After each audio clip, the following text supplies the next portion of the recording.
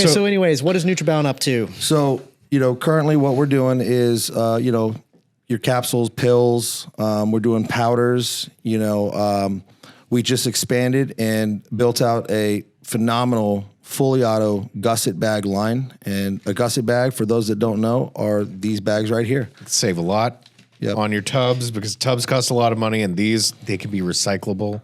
Yep. Less plastics. They can be biodegradable. They can. What a lot of people don't compostable. When people are getting into the game and when they're just starting a supplement brand, they don't realize that supplement manufacturers only have certain capabilities. Right. And a lot of times pills and powders is kind of like, pills pay the bills. That's always been the saying. So most of the time they'll have some sort of encapsulator. Maybe they'll have a powder line, but to have expanded machinery for things like stick packs, bags, and any other type of format, boxes and things like that, usually it requires a lot more investment, a lot more infrastructure. It does. So yeah, we're the line's built out, and it's a very, very, automated line. It can do anywhere, depending on fill size, 2,000 to 3,000 gusset bags per hour. It lot codes, it lot codes. It has a inline check weigher, so it'll make sure that the fill meets label weights, the weights on the front of the packaging. It also has inline metal detection, and that's the full line. Also an automatic scoop inserter that I actually engineered kind of myself and the manufacturer. Most of your auto scoop inserters, they only do one, maybe two sizes of scoops. And when we were building out this line, we realized that we're going to need to buy like 10 different auto scoop inserters. This is ridiculous. We can't do that. It costs too much, right? So we designed like a boat system that's timed with the machine, and it's a boat conveyor with these little boats on there, and stainless steel, like a nacho boat that your nachos come in at a concession stand kind of thing. I'm trying to think what it looks like. It's weird to explain boats. He showed it to me. It almost looks like a ski lift sort of thing. Yeah, yeah, it's like a ski lift thing, but and we call them boats, but it's a ski lift thing, like he says, on a conveyor on a belt. And each little boat or whatever can hold a scoop or a desiccant or both or whatever you want to put in there. If you want to do a contest with like a golden coin or something, or the Willy Wonka golden, any kind of promotional shit you want to put in it. So you put it in the boat. It's timed with the bags. So the bags, and you load the bags like you would a printer, and it pulls from the bottom, opens the bag, fills powder in there. Luckily, we got this right, and we didn't put the scoop in first, the powder on top. So it puts the powder in. Then the next station's a 9-station rotary carousel machine. The next station is the auto scoop inserter.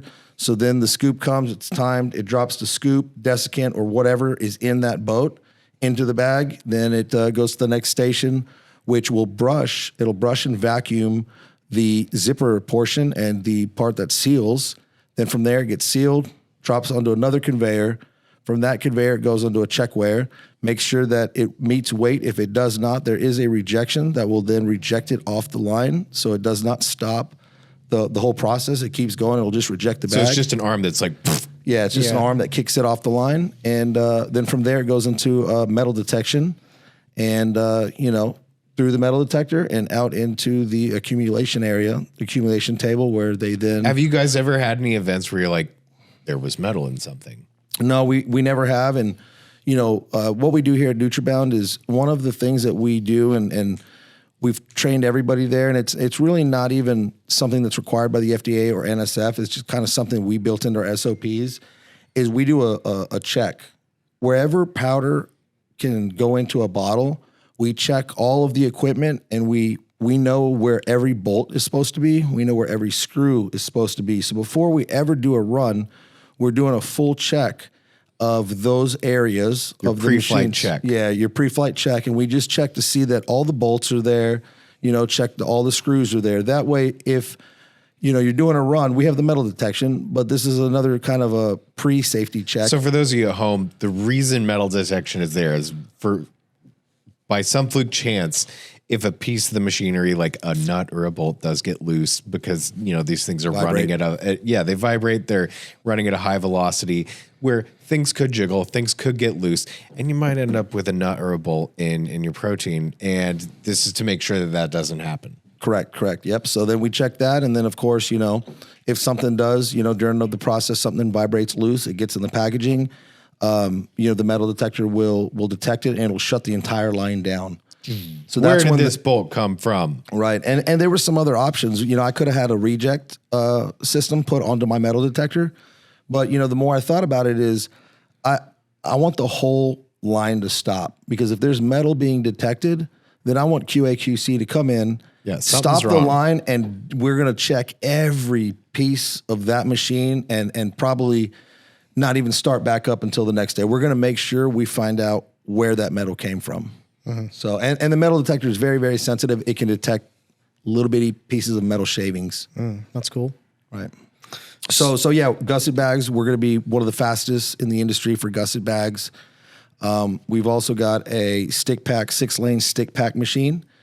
So we can do your stick packs. They are going to be limited. Can you expand that highway if you get more traffic?